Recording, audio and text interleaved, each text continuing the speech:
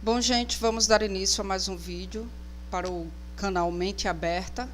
No vídeo de hoje eu irei conversar com vocês sobre potencial de ação, certo? Que é um assunto propício da neurofisiologia.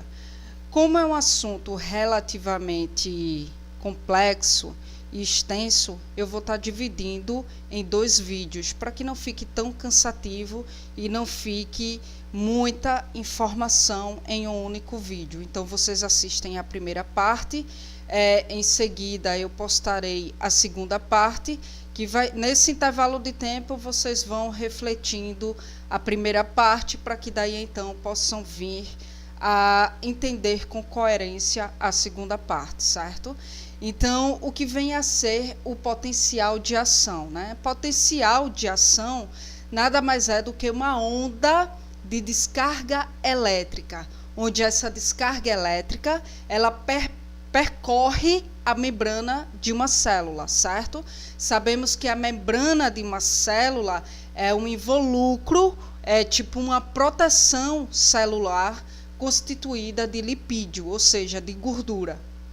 E aí o que é que acontece? O potencial de ação, ele é causado, né? Ou seja, a causa do potencial de ação é a diferença de concentração iônica que ocorre entre o líquido intracelular e o líquido extracelular. Sabemos que, como o próprio nome diz, o líquido intracelular é aquele líquido que encontra-se no meio interno da célula, certo? E o líquido extracelular é aquele que está concentrado no meio externo da célula. Então, o que é que acontece? O líquido extracelular, ele contém grandes quantidades de sódio, de íons de sódio, né? Assim também como cloreto e íons de bicarbonato, né? Como também os nutrientes para as células. Que nutrientes são esses, Carla? O oxigênio, a glicose, os ácidos graxos, né? Como os aminoácidos também, né? Também contém o dióxido de carbono, onde esse dióxido de carbono ele é transportado das células para os pulmões, para que assim ele possa ser excretado, tá? E além do mais, constituinte, o líquido extracelular, ele é constituído por outros produtos de excreção celulares, né, que são transportados para o rins, para que daí então eles possam ser eliminados. O líquido intercelular ou intracelular, ou líquido que está concentrado no meio interno da célula, ele difere de forma significativa do líquido extracelular, porque ele contém grandes quantidades de íons de potássio, né? Enquanto que a gente viu que o extracelular, ele tem grandes quantidades de íons de sódio. E aí, além do íons de potássio, tem o magnésio, tem o fosfato, em vez do íons de sódio e cloreto, que são encontrados no líquido extracelular, tá? E aí o que é que acontece, gente? O potencial de repouso da célula, quando eu digo potencial de repouso, é porque a célula ela não está submetida a nenhum estímulo, ela está em repouso, certo?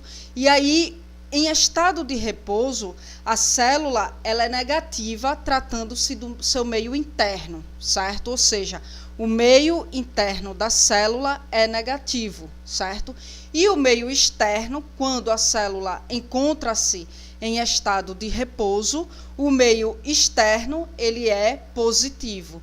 Então, o que é que acontece? Quando uma célula ela recebe um estímulo, onde esse estímulo ele pode ser elétrico, pode ser químico, ele pode ser térmico, ele pode ser um estímulo luminoso ou mecânico, o que é que acontece? Os canais de sódio da membrana se abrem. E aí o que é que ocorre? Ocorre a entrada de sódio para o meio interno. Lembre-se que o sódio ele está concentrado no meio externo, certo? Quando em estado de repouso. E aí, quando a célula se submete, está submetida a um estímulo, os canais de sódio se abrem. E aí o que é que acontece? Os íons de sódio saem do meio externo da célula e vai para o meio interno, certo? Fazendo com que a eletronegatividade, ou seja, a negatividade do meio interno, ela seja diminuída. Se não for diminuída, ela vai ser neutralizada, porque está entrando ali cargas positivas. Então, pode chegar um momento que vai haver aí uma igualdade entre carga positiva e carga negativa, neutralizando assim o meio interno da célula. Ou pode ocorrer o caso do meio interno ficar positivo, eletropositivo, porque a quantidade de cargas positivas que estão entrando, tratando-se do sódio, pode chegar a um nível em que essas cargas positivas que estão entrando,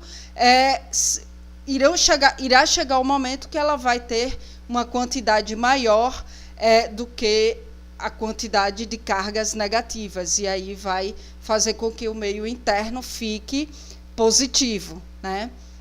E aí, o que é que acontece? Quando acontece essa, como é que eu posso dizer, essa saída da célula de repouso, do estado de repouso, do seu potencial de repouso, ela vai atingir aí o seu potencial de ação, certo? E aí, após este evento, o que ocorre de uma forma muito rápida, o que é que vai acontecer? Os canais de sódio ficarão inativos, serão fechados. E aí, o que é que acontece? Os canais de potássio, lembre-se que o potássio está concentrado no meio interno, e aí o que é que vai acontecer? Diante do estímulo, após a entrada de sódio, o canal do sódio vai ser inativado e o canal de potássio vai ser ativado. E aí o que é que vai ocorrer? Vai ocorrer aí a saída de potássio do meio interno da célula para o meio externo. E aí o que é que vai ocorrer? O potássio também é dotado de carga positiva. O que é que vai acontecer com a saída do potássio, né, para o meio externo? O meio interno ele vai voltar a ficar eletronegativo. Por quê? Porque está ocorrendo aí a saída das cargas positivas, ou seja, as cargas positivas estão indo para o meio externo da célula. Bom, gente, então essa é a primeira parte do que é que acontece com a célula, tratando-se do seu potencial de ação. Eu voltarei no próximo vídeo falando sobre as fases, né, desse potencial de ação. E aí, se vocês tiverem alguma dúvida com relação a esse vídeo aqui, vocês podem entrar em contato comigo através do meu Facebook, onde eu vou deixar o link embaixo no comentário do vídeo, certo? Podem acessar para que daí então vocês venham a me adicionar e a gente possa trocar uma ideia através do inbox, onde vocês vão poder aí de forma facilitada tirar as dúvidas que vocês porventura venham ter, certo? Ou pode até então dar sugestões de assuntos para que eu possa abordar aqui no canal. Quem não tiver Facebook e achar melhor entrar em contato comigo através do e-mail, o meu e-mail é anacarla.araújo2803@gmail.com. Se eu não responder de imediato é porque eu estou seguindo a ordem de chegada das correspondências. Então eu vou respondendo por ordem de chegada e aí se demorar um pouco, não estranhe, porque eu estarei respondendo de uma forma ou de outra. Então é isso, gente. Espero que vocês tenham gostado e até o próximo vídeo falando sobre a segunda parte do potencial de ação.